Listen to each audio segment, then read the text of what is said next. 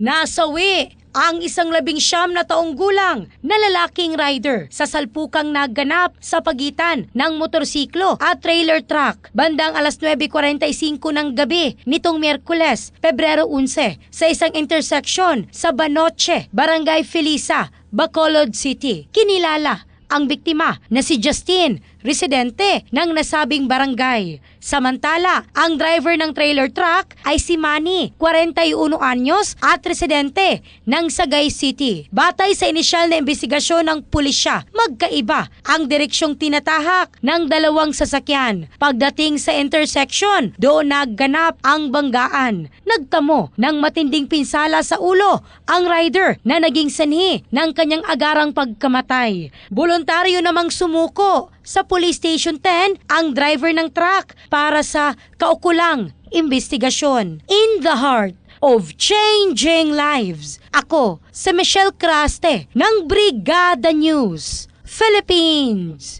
the Music and News Authority.